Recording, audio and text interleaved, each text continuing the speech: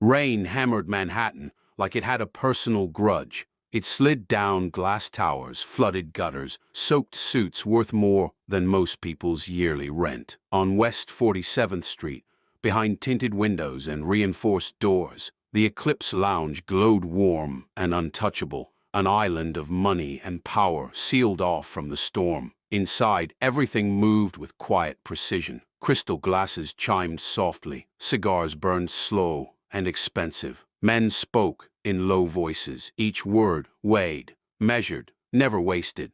No one laughed too loud. No one stood without purpose. This was not a place where accidents happened. At the center of it all sat Victor Russo. They called him the Shadow, not because he hid, but because everything else dimmed when he entered a room. At 38, Victor had the stillness of a man who no longer needed to prove anything. His tailored black suit fit him like armor. His pale blue eyes were calm, sharp, unreadable. A man was speaking across the table: numbers, territory disputes, a problem that needed to be erased. Victor listened without interrupting, fingers resting loosely against the arm of the booth. When the man finished, Victor spoke. No, just one word. The man swallowed. Someone else tried to argue. Victor lifted his gaze, slow and deliberate, and the argument died before it was fully born. Mercy creates weakness, Victor said evenly. Weakness spreads. Heads nodded. Decisions were made. Lives changed. Maybe ended. This was how Wednesdays went. Then the doors exploded. The sound cracked through the lounge like thunder, wood splintering, glass shattering, music choking off mid-note. Guards surged to their feet, guns drawn in a single, fluid motion. Patrons ducked. Chairs scraped violently across marble. "Down!" someone shouted. Victor didn't move. Through the broken doorway stumbled something small, a child. She couldn't have been more than 7. Barefoot, drenched in rain, pink pajamas torn at the knee, darkened by blood that clearly wasn't hers. Blonde curls clung to her face in wet, filthy strands. Her chest hitched as she sucked in air like she'd been running for her life because she had. She took 3 steps in. Then she screamed, "Please, someone help me!" Her voice cracked the room open in a way guns never could. "They're hurting my sister," the girl cried, spinning in a frantic circle as weapons tracked her tiny body. "They're killing her. She's bleeding. She's not getting up, please." No one spoke. The Eclipse Lounge, a place that had heard confessions and death threats and final pleas from grown men, fell into absolute silence. The girl's eyes darted from face to face, wild with terror. She didn't see wealth or danger or hierarchy. She saw strangers who were too big, too still, too cold. Then her gaze locked onto Victor. He hadn't stood. He hadn't reached for a weapon. He simply watched her. Something about him pulled her forward. She ran. Guards shouted. Someone cursed. A safety clicked off. Before anyone could stop her, the girl reached Victor's booth and grabbed his sleeve with both hands. Her fingers were shaking so badly they left faint, bloody smears on his cuff. "You," she sobbed, looking up at him with swollen green eyes. "You're the boss, right? The scary one. Everyone listens to you." Victor looked down at her hands on his suit, then at her face. Up close he could see the bruises on her arms, the raw skin on her feet, the way she was holding herself together by pure will. "My sister," she whispered, voice breaking. "She told me to run. She said, find someone strong. Please. If you don't help her, she's going to die." The room held its breath. Slowly, Victor raised one hand. Every gun lowered. He leaned forward, bringing himself to the child's level. His voice when he spoke was quiet, controlled, dangerous in its restraint. "What's your name?" The girl blinked, startled by the gentleness. Emma," she said. "Emma Hayes." Victor nodded once. Outside, thunder rolled, and somewhere deep inside, the shadow far beneath the rules, beneath the violence, beneath a decade of buried grief, something long dead stirred awake. Emma's fingers tightened around Victor's sleeve, as if letting go would drop her sister straight into the dark. "Please," she whispered again, her voice hoarse now, scraped raw by fear and rain. "They're really hurting her. She told me not to look, but I heard everything." One of the guards took an instinctive step forward, gun lifting a fraction. The child flinched, Victor's head snapped up. I said, "Stand down," he said, not loud, not angry, worse. Flat, absolute. The guard froze where he was. Around them, the Eclipse Lounge felt suddenly smaller, tighter. Men who had watched executions without blinking now shifted uncomfortably, unsure where to look. This wasn't a negotiation. This wasn't business. This was something no one here was trained for. Victor slowly reached up and peeled Emma's hands from his sleeve. Not roughly, carefully, as if she were made of glass. He placed them gently on the table beside him, then did something that sent a ripple through the room. He knelt. A murmur swept through the lounge, quickly strangled into silence. Victor Russo did not kneel. Not to rivals, not to elders, not to God. But here he was, lowering himself, until he was eye level with a shaking child, in torn pajamas. "Emma," he said, testing the name like it mattered. "Look at me." She did. Up close, her eyes were impossibly bright green, rimmed red, burning with terror and stubborn hope. Victor felt the air leave his lungs. For half a second, the Eclipse Lounge vanished. He saw another girl, older, 17, green-eyed and defiant, standing in a cramped kitchen with her arms crossed, daring the world to try her. "I'm not scared, Vic," she'd said once. "Someone has to fight back." Victor clenched his jaw, forcing the memory down where it belonged. "Who's hurting your sister?" he asked. Emma shook her head, tears spilling freely. "Now, I don't know their names. Bad men. One of them lives with us. He hits her when he's mad. Tonight he was really mad." Victor's hand curled slowly into a fist. "Where is she right now?" "Our apartment," Emma said quickly. "She told me to run. She said, 'Go find the strongest person I could.'" Her lip trembled. "I picked you." Something in Victor's chest cracked, not loudly, quietly, like ice under pressure. Behind him, Luca leaned in, voice low and urgent. "Boss, this could be a setup. Using a kid." Victor didn't turn around. "Get the cars ready," he said. Luca hesitated. Victor now.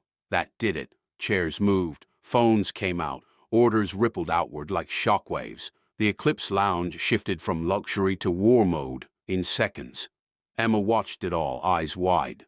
"You're really going?" she asked, afraid to believe it. Victor shrugged out of his suit jacket and wrapped it around her shoulders. It swallowed her whole, the scent of smoke and rain clinging to the fabric. "You're freezing," he said. She clutched the jacket closed with both hands. Will you make them stop?" Victor looked at her for a long moment. "I don't like people who hurt family," he said finally. Emma nodded, as if that was enough. As Victor stood, he scooped her up effortlessly, one arm steady beneath her legs. She startled at first, then relaxed, pressing her face against his chest like she'd been holding herself together for hours, just waiting to fall apart. No one spoke as he carried her toward the exit. At the shattered doorway, thunder boomed again, close enough to rattle the glass. Victor paused, eyes darkening, as he stepped back into the rain-soaked night. In his arms, Emma whispered, barely audible, "She's all I have." Victor tightened his hold. Far away, a woman screamed, and for the first time in 10 years, Victor Russo felt the old vow, the one carved into him with blood, begin to fail.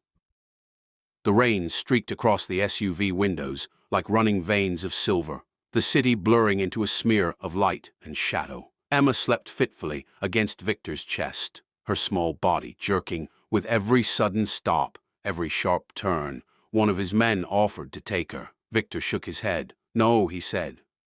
"I've got her." The word got echoed in his skull, and with it came the past, uninvited, relentless. 10 years ago, Victor Russo had believed he still had a way out.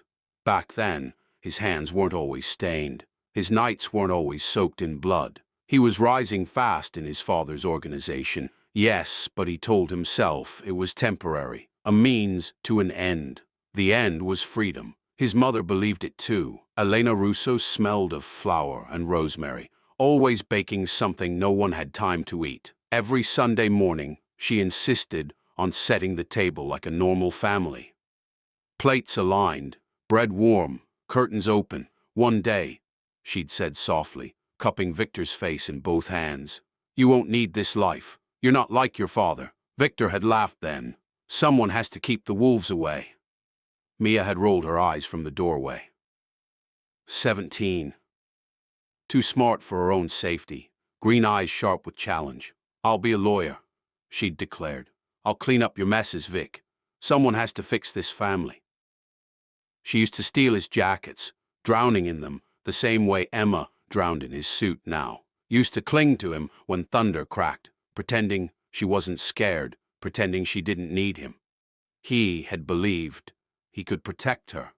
Then the Vipers came, a school fundraiser, public, loud, safe, or so he thought. Elena and Mia never made it home. The call came an hour later. Territory, money, submission. Victor had gone to his father on his knees. Pay them, he'd begged. Give them everything, I don't care. Just bring them back.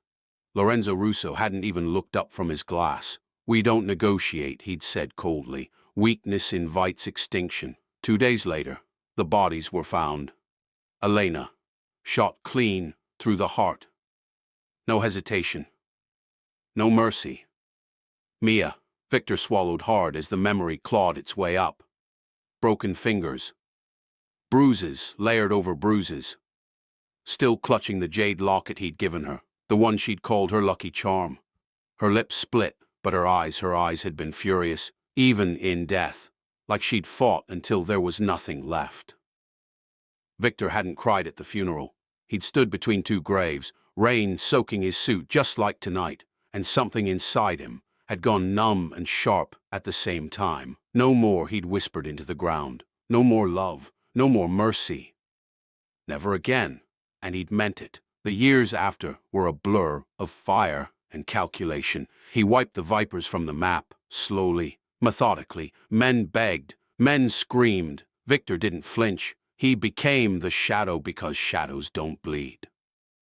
Until tonight, the SUV jolted as they turned hard onto another street. Emma stirred, her fingers tightening reflexively in his shirt. Mia, Victor breathed before he could stop himself. Emma shifted, eyes fluttering open. What?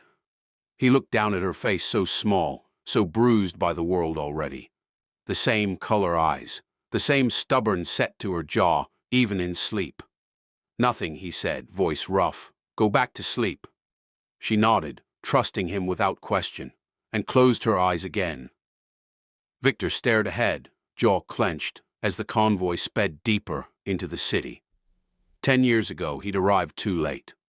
Tonight, the distance between then and now was closing. Fast. And Victor Russo wasn't sure what would happen if fate asked him to fail a sister twice. The city blurred past in streaks of red and white as the convoy tore through Manhattan, engines snarling like predators released from a cage. Sirens wailed, not police, but Victor's own, an announcement to the underworld that something had gone very wrong for someone, somewhere. Inside the lead SUV, the air was tight. Victor sat rigid, Emma curled against his side beneath his jacket. Rainwater dripped from her hair onto his sleeve, but he didn't move to wipe it away. His eyes stayed fixed on the road ahead, jaw locked so hard a muscle jumped in his cheek. Boss, Luca said from the passenger seat, glancing back for the third time. We're deploying too many assets for an unknown situation. 10 vehicles. Armed teams. If this is bait, it's not. Victor cut in. You don't know that. Victor finally looked at him. The look shut Luca up instantly. I know, Victor said quietly. Because no one sends a child bleeding through the rain unless they're desperate. Silence fell again, thick and heavy. Emma shifted, her small hand creeping up to clutch Victor's shirt. Her eyes were open now, glossy with fear, but sharp with awareness. She had learned young not to sleep when danger was close. Mr. Victor, she whispered. He looked down at her. Yeah.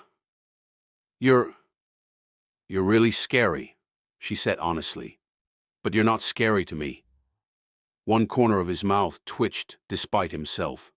That's a first, she hesitated, then asked the question she'd been holding in since the lounge. Will my sister live? The SUV hit a pothole jostling them, Outside, thunder cracked so loud it felt like the sky splitting open. Victor didn't answer right away. His gaze drifted forward again, to the rain-slick road, to the memory of another night like this, another promise he hadn't been able to keep.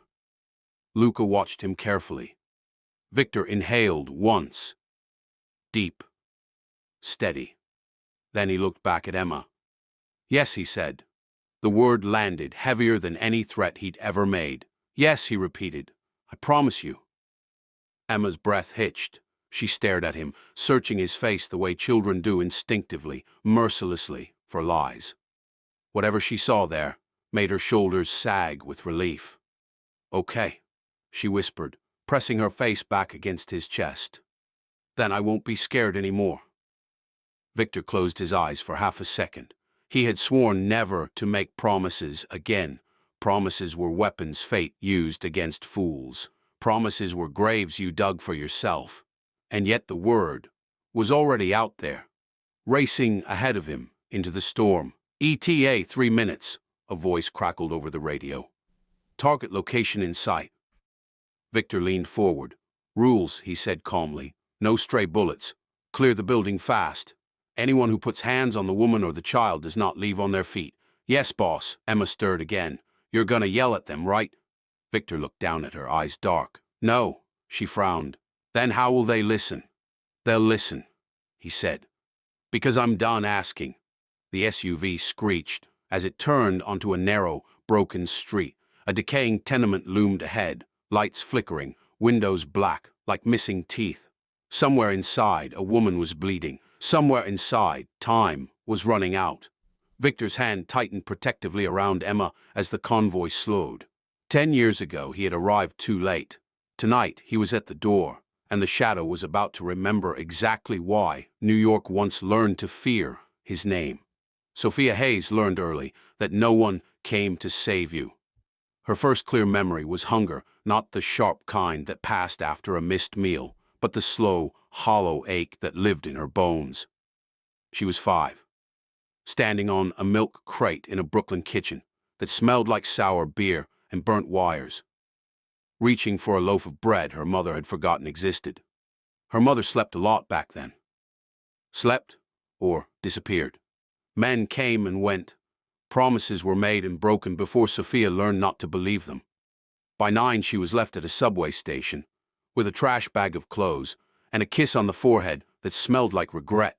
"Be good," her mother had said, already turning away. Sophia was good. It didn't save her. Foster homes blurred together faces that smiled for caseworkers and hardened once the door closed, locked fridges, hands that lingered too long, a woman who told her, "You should be grateful," after every slap. Sophia learned silence was armor, endurance was survival. At 16, she ran. The streets were cruel, but honest. You froze, you starved, you fought, you learned who to trust by who didn't ask for anything in return. She stole when she had to, slept with one eye open, promised herself she would never belong to anyone who could hurt her. Then the phone rang. She was 18, sitting on the steps of a closed laundromat when a social worker found her. Her mother was clean, they said, had a baby, wanted to reconnect. Sophia went because hope, even broken, is hard to kill. She walked into a one-room apartment and saw a tiny bundle in a crib, pink-faced, wide-eyed, impossibly small. Emma, her sister. When their mother overdosed 3 months later, Sophia didn't hesitate. "I'll take her," she said, standing straighter than she felt. "She's mine." The judge looked doubtful. Sophia looked unbreakable. For 11 years, she kept that promise. She worked mornings at a cafe, afternoons at a florist, evenings cleaning offices, nights delivering food until her legs shook. She learned how to stretch rice, how to sew ripped shoes, how to smile so Emma wouldn't see the exhaustion behind her eyes. Their apartment was small, damp, loud with pipes and neighbors, but it was safe, safer than anywhere Sophia had ever known. "You're my hero," Emma used to say, wrapping her arms around Sophia's waist. Sophia would kiss her hair and whisper, "Always, I've got you." She meant it. Then Emma got sick. The diagnosis came with words Sophia didn't understand and numbers she couldn't afford. Treatments, surgery, deadlines. Fear pressed into her chest until breathing hurt. She worked more, slept less, smiled anyway. That was when Jax appeared, soft-spoken, charming, always offering help. He said he understood struggle, said he loved strong women. At first, Sophia believed him. Until love started to feel like surveillance. Where were you? Who was that? Why are you smiling at him? The first hit came with an apology. The second came with a warning. Sophia left anyway. That was when the threats started. And tonight, as she lay on the floor of their apartment, blood warm beneath her ribs, listening to Emma's terrified cries fade down the hallway, Sophia thought only one thing: run, baby, please run. She didn't know who Emma would find. She only knew she had sent her into the storm with nothing but hope. And hope, Sophia had learned, was either salvation or the most dangerous lie of all. Jax Harlan didn't arrive like a threat. He arrived like relief.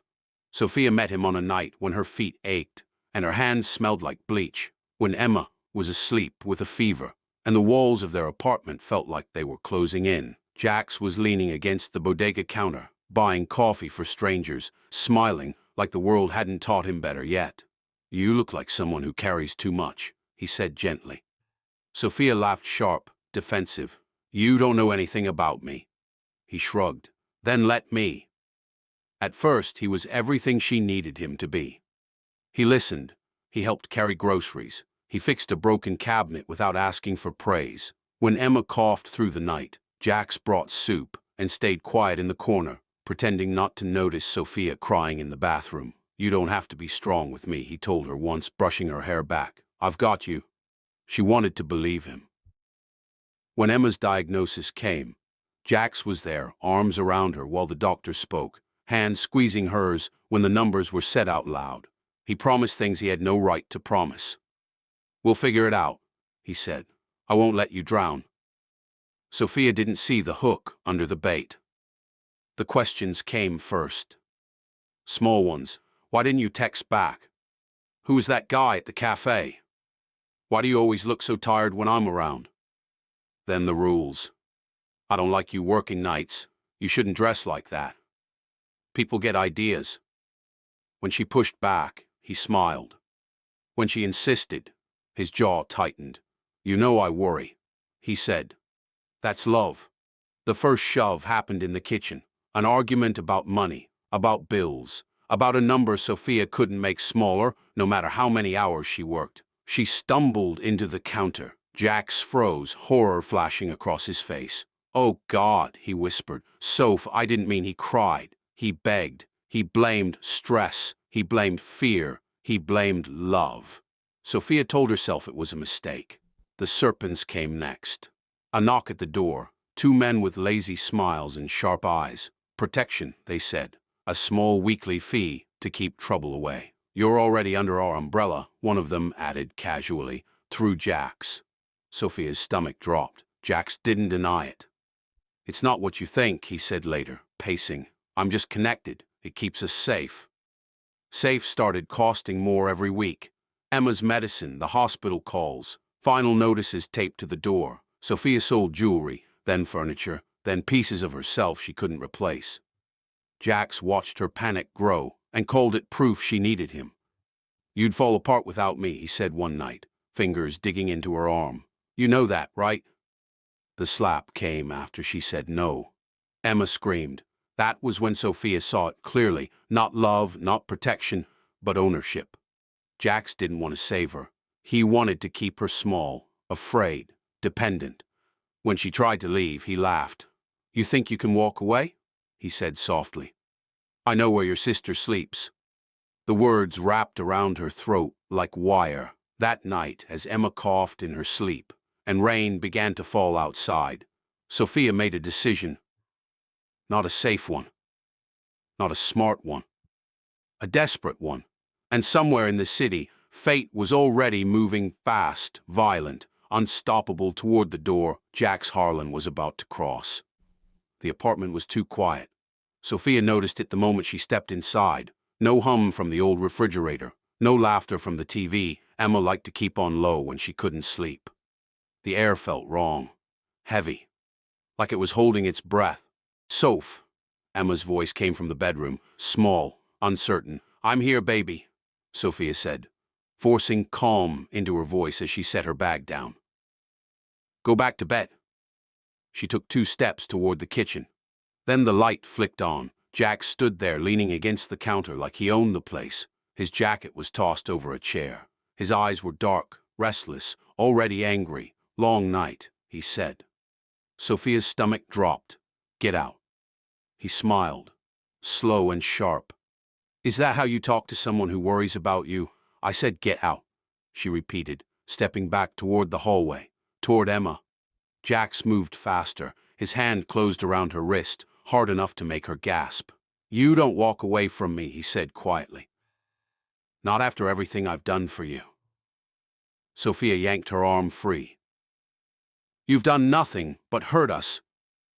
That was when his face changed. The first punch came without warning, a sharp crack across her jaw that sent her stumbling sideways into the wall. White exploded behind her eyes. She tasted blood immediately. Emma screamed. "Stop it!" Emma cried from the doorway. "Please stop!" Jax turned, irritated. "Go back to your room." Sophia shoved herself between them, arms spread wide despite the pain screaming through her ribs. "Don't you look at her," she said, voice shaking, but fierce. "You touch her, you die." Jax laughed. "You think you're brave." He shoved her hard. Sophia hit the floor, air bursting from her lungs. Before she could recover, his boot drove into her side. Once, twice. Emma ran to her, sobbing. "Sophia, Sophia!" Sophia curled around her sister instinctively, taking the blows meant for someone smaller, weaker, her vision blurred. Every breath felt like glass. "Run!" Sophia gasped. Emma shook her head violently. "No!" Sophia grabbed her face with trembling hands, forcing Emma to look at her. "Listen to me. You have to run. Right now." Jax loomed over them. "She's not going anywhere." Sophia didn't look at him. She only looked at Emma. "Go to the eclipse," she whispered urgently. "The place with the big lights. Find the strongest person you see. Tell them they're killing me." Emma's eyes filled with terror. "What if they don't help?" Sophia swallowed, blood slipping down her chin. "Someone will, I promise." She didn't know if it was true. She just needed Emma to believe it. Another kick landed. Sophia cried out, but she didn't let go. "Run!" she screamed. Emma hesitated one last second, then turned and bolted. Sophia watched her small figure disappear down the hallway, bare feet slapping against the floor, and felt something inside her break open. Jax grabbed her by the hair and yanked her upright. "You just made a mistake." Sophia barely heard him. Her world narrowed to one prayer, whispered through blood and pain into the empty room. "Please," she begged the dark. "Let her find someone who's still human." Outside, thunder rolled, and somewhere in the city, a little girl was already running toward monsters, carrying her sister's life in her shaking hands.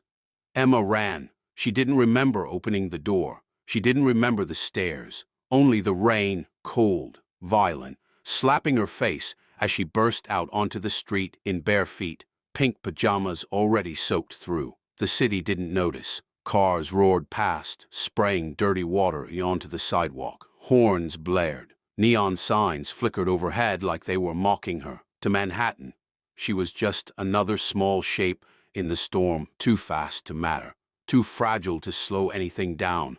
But Emma ran anyway. Her lungs burned almost immediately. Every breath felt wrong, shallow and sharp, but she forced her legs to keep moving. Sophia's voice echoed in her head, broken and urgent. "Run! Don't stop!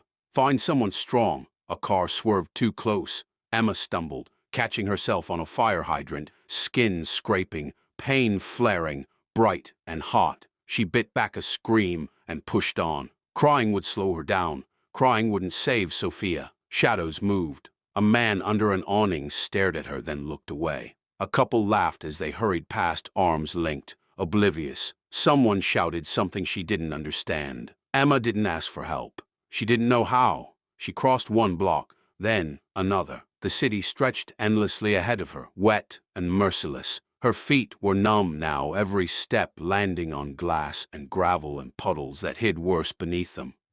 Halfway there, fear tried to stop her. What if the scary people are worse? What if they hurt Sophia more? What if no one listens? She almost slowed. Then she remembered Sophia on the floor, curled around her like a shield, blood on her mouth but fire in her eyes. Someone will, Sophia had said. I promise. Emma clenched her fists and ran harder. By the time she saw the lights of the Eclipse Lounge, her vision was tunneling. Gold and white spilled across the rain-slick street like something unreal, something too rich and bright to belong to her world. Two men stood at the door in dark suits, tall and unmoving. Emma sprinted straight at them. Please, she screamed, slamming into one of their legs. Let me in. My sister's dying. The man swore as she bit his hand, not thinking, just reacting, and wriggled free. She yanked at the door with everything she had. Inside, music pulsed, laughter, warmth. Emma shoved through just as the doors burst open behind her, rain and fear flooding in together. She fell to her knees on marble floors she'd never seen before, heart hammering so loud it felt like it might break her chest open. For a second, no one spoke. Then she looked up, and she saw him. Victor Russo didn't look like a hero. He looked like danger still, powerful, untouchable, the kind of man stories warned you about. Emma chose him anyway, because destiny isn't luck. Sometimes it's a terrified little girl running 10 blocks through hell and refusing to stop. The convoy hit the block like a declaration of war. Engines screamed as black SUVs skidded into position, doors flying open before the tires stopped rolling.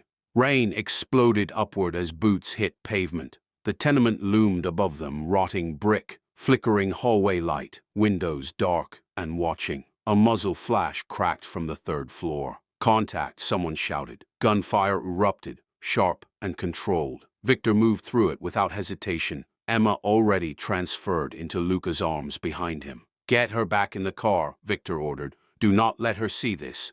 Emma clutched at him. My sister, I'm getting her, Victor said, gripping Emma's face for half a second. I swear it.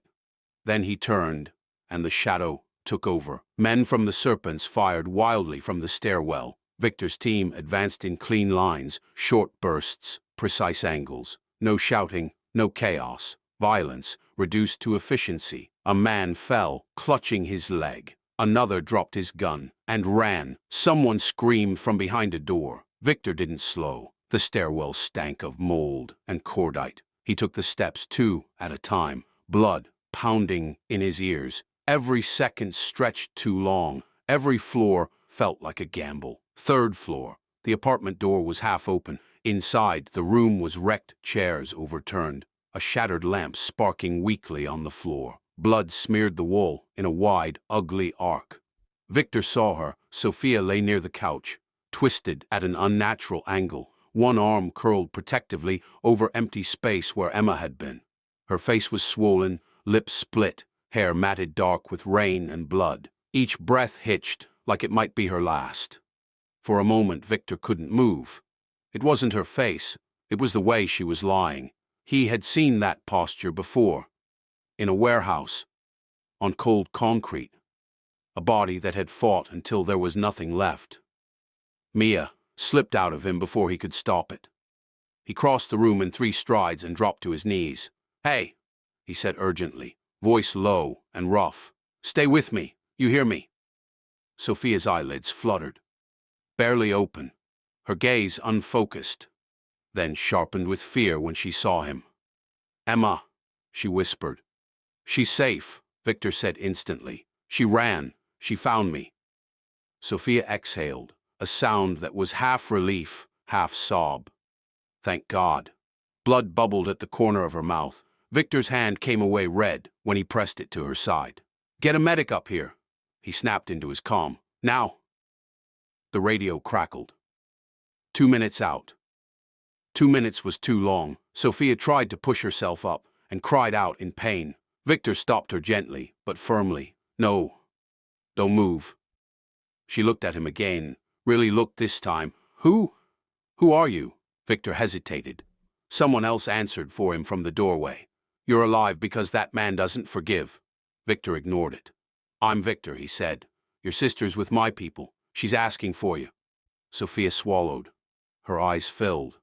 Not with fear, but with guilt. I told her to run, she said weakly. I didn't know where else to send her. You sent her to the right place, Victor said. Another wave of pain hit her. Her fingers clawed at his sleeve, desperate. I can't, she gasped. I can't leave her alone. Victor didn't think. He slid one arm under her shoulders, the other beneath her knees, and lifted her. The weight of her was wrong, too light, too fragile. For the first time in 10 years, Victor Russo carried a dying woman through gunfire. Blood soaking into his suit, the past screaming awake in his chest. Clear a path, he barked. Move! As they rushed toward the stairs, Sophia's head fell against his shoulder. Please, she whispered, don't let me die. Victor tightened his grip, rain and blood mingling on his hands. Not tonight, he said. And somewhere deep inside him, a vow he had buried beside 2 graves clawed its way back to the surface, angrier, louder, and far more dangerous than before. The clinic didn't smell like blood. That was the first thing Victor noticed. It smelled clean. Too clean. Sterile lights washed the hallways in a pale white that made everything feel exposed, vulnerable, the kind of place where power meant nothing, and money only mattered if it arrived fast enough. Sophia disappeared behind swinging doors, her blood streaking the gurney rails as doctors shouted numbers Victor refused to memorize. The doors slammed shut, and just like that, there was nothing left to fight. Emma stood frozen in the hallway, her small hands clenched into fists at her sides. She watched the doors like they might open if she stared hard enough. She's in there, Emma said quietly. Not a question, a fact she needed to hear out loud. Victor knelt beside her. Again. Yes, he said, they're helping her. Emma nodded once, then reached for him. But she didn't ask. She simply pressed herself against his chest and held on, fingers knotting into his shirt like he was the only solid thing left in the world. Victor let her. Time lost its shape. Minutes stretched into something thick and endless. A nurse passed. Then another. Shoes squeaked on the floor. Somewhere a phone rang and rang until someone answered it. Victor stood when he couldn't kneel anymore. Paced when standing, felt unbearable, then stopped because Emma's grip tightened every time he moved too far away. He checked his watch exactly once, then he took it off and put it in his pocket. Luca arrived quietly. Boss, police scanners are heating up. We cleaned the scene, but not now, Victor said. Luca nodded and stepped back. Emma shifted. Are you scared? Victor looked down at her. He had stared down men with guns, faced betrayals, watched empires burn. Fear had always been something external, something he crushed. This was different. Yes, he said. Emma seemed to think about that. Then she hugged him tighter. Me too. The doors finally opened. A doctor stepped out, mask pulled down, eyes tired but focused. Victor moved instantly, Emma still clinging to him. She'll live, the doctor said. Emma let out a sound that was half laugh, half sob. Victor felt his knees weaken, just slightly. But, the doctor continued, and the word hit like a blade. She has internal injuries. Recovery will be long. Victor nodded. Whatever she needs. The doctor hesitated. There's something else. Your daughter. Sister, Emma said quickly. She's my sister. The doctor's gaze softened. Right. Emma. Victor felt Emma tense. She has a rare lung condition, the doctor said carefully. It's advanced. Without surgery, she has days, maybe weeks. The hallway seemed to tilt. Emma looked up at Victor, eyes wide. You promised. He closed his eyes for a heartbeat. How much? Victor asked. The doctor named a number most people would never see in a lifetime. Victor didn't blink. Prep the OR, he said. Bring in whoever you need. Tonight. The doctor stared at him. It's not that simple. Victor leaned in, voice low, dangerous. It is for me. The doctor nodded and walked away. Emma's breath shook. Does that mean? It means you're going to be okay, Victor said. And this time, he didn't hesitate. As Emma finally allowed herself to cry, Victor stared down the hallway, already calculating the cost not in money, but in blood, alliances, and territory. This choice would echo. He knew that. But for the first time since he became the Shadow, Victor Russo didn't care what his empire would lose. Because somewhere between life and death, he had already decided what and who he was willing to become. Victor didn't sleep.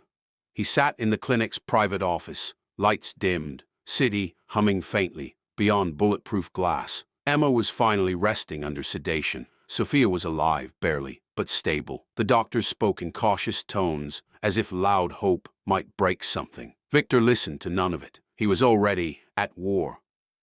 "Lock it down," he said into the phone. All of it. Across the city, the serpents felt the shift before they understood it. Accounts froze. Warehouses went dark. Safe houses stopped answering calls. Suppliers vanished. Cops who had always looked the other way suddenly didn't. This wasn't chaos. This was surgery. Kane slayed venom to everyone who feared him. Realized it too late. The meeting was held in an abandoned printing factory. A place Kane believed neutral. He arrived with confidence, men at his back, smile sharp and easy. Victor was already there, seated. Alone. Kane laughed as he approached. "You really are losing your edge, Russo." Walking into the lights came up. Rifles clicked into place from the rafters. From behind machines, from shadows Kane had never bothered to check. His men froze, hands halfway to their weapons. Victor didn't move. "Sit," he said. Kane swallowed and sat. "You took something that wasn't yours," Victor continued calmly. "You built a business on fear, on women who couldn't fight back, on children who had nowhere to run." Kane scoffed weakly. "That's the game." Victor leaned forward, eyes cold. "No, that was the mistake." Screens flickered on around them, bank records, wiretaps, faces, addresses. Every lie Kane had ever hidden laid bare. "You're done," Victor said. "Your roots, your crews, your protection. Gone." Kane's bravado cracked. "You'll kill me anyway." Victor shook his head. "No." That scared Kane more. "You don't get to be a martyr," Victor said. "You get to live long enough to watch everything you built turn against you." Kane dropped to his knees. "Please." Victor stood. "Mercy isn't free." Jax Harlan was brought in next. He looked smaller without his anger, smaller without control. His mouth ran anyway. "I loved her," Jax insisted, voice shaking. "I just lost control. It happens." Victor regarded him with quiet disgust. "You don't love," he said. "You consume." He turned to his men. "Turn him over. Full cooperation. Every charge." Jax screamed as they dragged him away. Victor didn't watch. Later, as dawn bled slowly into the sky, Victor returned to the clinic. He stood outside Sophia's room, hands still stained with a night's worth of consequences. He hadn't killed for revenge. He had dismantled a system that thrived on silence. Inside the room, machines beeped softly. Sophia slept, unaware of the war fought in her name. Victor rested his hand against the glass. This was the price of mercy, and he was only just beginning to pay it. Sophia woke to silence that felt too clean. No sirens, no shouting, no footsteps pacing the hall, waiting for her to fail again. Just the low, steady rhythm of machines and the weight of unfamiliar sheets tucked around her like a mistake. She tried to sit up. Pain answered first, sharp, blooming, enough to steal her breath. Her hand flew instinctively to her side, fingers trembling. "Don't." The voice was calm, male, close. Sophia froze. Her eyes snapped to the chair beside the bed. Victor Russo sat there, jacket off, sleeves rolled, his posture relaxed in a way that felt practiced, controlled, dangerous, not the frantic relief of a rescuer, more like a man guarding something he owned. Her pulse spiked. "Where's Emma?" she demanded, throat raw. "She's alive," Victor said immediately. "In recovery. She made it through the night." Sophia searched his face, waiting for the catch, for the price. "Why are you here?" she asked. Victor didn't answer right away. He stood, slow enough not to startle her, and poured water into a glass. You lost a lot of blood, he said. You broke 3 ribs protecting her. That's not an answer. He handed her the glass. She didn't take it. Sophia's eyes flicked around the room. Private clinic, guarded door, no window she could see. Luxury masquerading as safety. This was a cage. You're Victor Russo, she said quietly. I know who you are. He didn't deny it. You're not a hero, she continued, voice shaking but steady. Men like you don't save people. You collect them. Something in Victor's expression tightened. I didn't save you for leverage, he said. That's exactly what someone with leverage would say. She winced as she shifted, but refused to look weak. She'd learned that lesson early. Where are the serpents? She asked. Gone. All of them. Yes. Her jaw clenched. You killed them. No, Victor said. I ended them. Sophia laughed. A broken sound. That's worse. She finally took the water, hands unsteady, eyes never leaving him. I don't trust men who solve problems with violence, she said. Victor met her gaze. Neither do I. That startled her. You brought war into my life, she accused. If you hadn't been there, Emma would be dead, he said quietly. The words landed hard, brutal. True. Sophia looked away, blinking fast. I didn't ask for you, she whispered. Victor nodded. Neither did I. Silence stretched between them, thick with things neither wanted to say. I saw you, she murmured after a moment. Before I passed out. You were holding me. His fingers curled slightly at his side. You looked scared, she said. Not angry, not in control. Victor exhaled slowly. You shouldn't have seen that. She looked back at him then. Really looked, and for the first time, fear softened into something else. Understanding. You're not my savior, she said. No. But you're not nothing either. Victor turned toward the windowless wall, jaw tight. For the record, she added, voice low. If you think saving us means you own us, I don't, he said, cutting her off. And if I ever forget that, I expect you to remind me. Sophia studied him, wary, exhausted. Alive, outside the room, unseen by either of them, a doctor paused. Phone pressed to his ear. The surgery team is ready, he said quietly. But the clock is still ticking, and inside, 2 people who should have been enemies sat on opposite sides of a fragile, dangerous truth, one neither of them could walk away from now. Healing did not arrive like a sunrise. It came in fragments, unfinished sleep, half-eaten meals, moments that broke without warning. 3 months passed, measured not by calendars, but by progress charts and cautious smiles. Emma learned to run again in the clinic hallway, socks sliding on polished floors, as nurses pretended not to notice. Her laughter sounded thinner at first, like it wasn't sure it was allowed back. Sophia watched every step. Too closely. Let her fall, the physical therapist said gently one afternoon. Sophia's hands curled into fists. She's had enough of that. Emma tripped anyway. She hit the floor hard, breath whooshing out of her small chest. Sophia moved before thought, heart racing, vision narrowing. I'm okay, Emma said quickly, already scrambling up, eyes wide. See? I'm okay. Sophia forced herself to stop, to breathe, to nod. That night, she didn't sleep.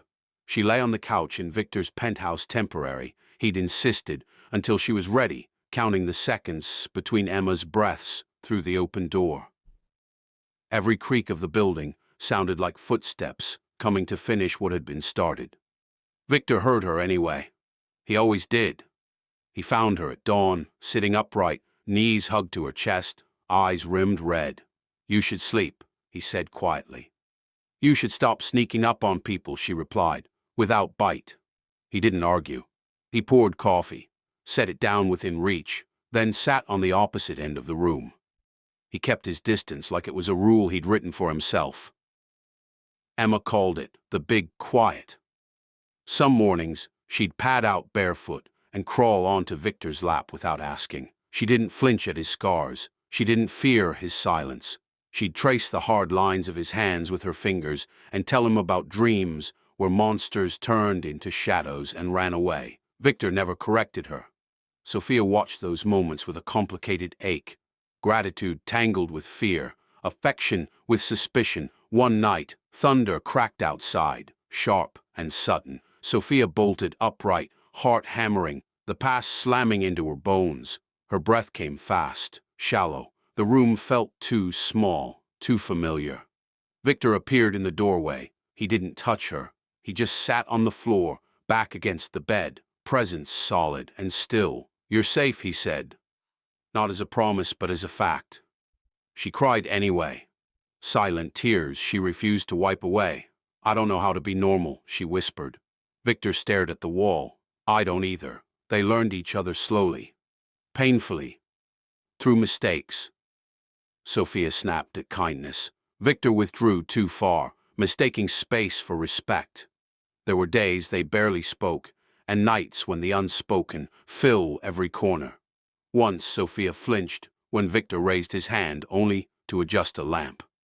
He froze. "I'm sorry," she said immediately. He shook his head. "Don't apologize for surviving." That was the night something shifted. Not love, not yet. Trust, maybe, or the shape of it. Months later, Emma fell asleep between them on the couch, cartoon, flickering, forgotten. Sophia reached for a blanket. Victor reached at the same time. Their fingers brushed, neither pulled away. It wasn't passion that kept them there. It was restraint, choice, the decision not to rush, not to claim, not to destroy something fragile by naming it too soon. Outside, Victor's world still moved, alliances, whispers, unfinished enemies, and somewhere in the city, a man who had lost everything stared at a photograph and planned how to take it back. Healing was happening, but it was not quiet. Sophia didn't learn the truth all at once. It came in pieces, like shards rising through calm water. A name whispered too carefully. A meeting. Victor ended the moment she entered the room. The way men, twice his size, lowered their eyes when he spoke. Even softly, one evening, months after Emma's recovery, Sophia followed the silence. Victor stood in his private study, jacket on, phone in hand. His voice was low, precise. "No, not tonight." "Pull back." A pause. "I said pull back." He ended the call and turned. Sophia was already there. "You run something," she said. Victor didn't lie. He never had with her, not when it mattered. "Yes." "What?" He studied her face, calculating not risk, but damage. "The shadow," he said. The words settled between them like a loaded gun. Sophia exhaled slowly. "I've heard that name. I know. Men disappear," she continued. "Empires fall. Violence that doesn't make the news." "Yes." Her hands trembled. "You're not just dangerous. You are the danger." Victor nodded once. She expected excuses, justifications. She got none. "I didn't tell you," he said, "because I didn't want you to need me less or fear me more." Silence stretched, heavy. "Earned." Finally, Sophia asked, "Why Emma?" That broke him. He walked past her, to the window, city lights burning, like old scars. "My sister," he said. "Mia." The name sounded like a prayer he'd never finished. She was 6, same eyes, same habit of holding on to my sleeve when she was scared. Sophia's chest tightened. "She was taken," Victor continued. "My father believed giving in would make us weak. He chose pride." His voice didn't shake. His hands did. They sent her back in pieces. Sophia covered her mouth. At her grave, Victor said, "I swore I would never love again. Love makes you beg. Love makes you lose." He turned to her then, eyes dark, stripped bare. And then Emma ran into my arms. Sophia's tears fell freely, now. "She broke a vow I kept for 10 years, Victor said quietly. "Without knowing my name." Sophia stepped closer, every instinct screaming caution, and still she moved. "You didn't save her to replace your sister," she said. "No, you saved her because you couldn't fail again." Victor nodded. "And me?" Sophia asked. He swallowed. "You're the cost of keeping that promise." She rested her forehead against his chest, not embracing him, just standing there, two truths colliding. "I don't forgive what you are," she whispered. "I don't ask you to. But I see why you exist." That night, the past finally spoke aloud, and the shadow stopped pretending it was empty. The city learned Victor Russo never softened. They were wrong. He remained ruthless, efficient, feared, but the violence changed direction. Where once systems fed on the weak, they collapsed. Where children vanished, they came home. Where men like Jax hid behind power, they were exposed, stripped, forgotten. Victor didn't dominate anymore. He protected. Emma thrived. Her hair grew back thick and wild. She started school with a pink backpack and an unshakable belief that scary men could be good if they tried hard enough. She called Victor V and corrected anyone who used his full name. Sophia opened her shop on a quiet street, light-filled, honest work. Victor never visited during business hours. He didn't want her customers to feel watched. At night, he locked up with her. They never rushed love. They chose it, daily, in small acts. Space given. Boundaries honored, hands held without ownership. One evening, Emma sat between them, crayons spread across the table. "Tell the story again," she said. Sophia smiled. "Which one? The one where the monster became the wall?" Victor raised an eyebrow. "That's not how I remember it." Emma grinned. "It is," she began, voice proud and sure. "There was a big scary shadow. Everyone was afraid, but when the bad night came, the shadow stood in front, and nothing bad could get past him." She looked up at Victor, because shadows can protect too. Victor felt something loosen in his chest that no bloodshed ever had. Outside, the city pulsed. Darkness still existed. It always would. But now, when it reached for what was his, the shadow stood ready, not to rule, but to guard.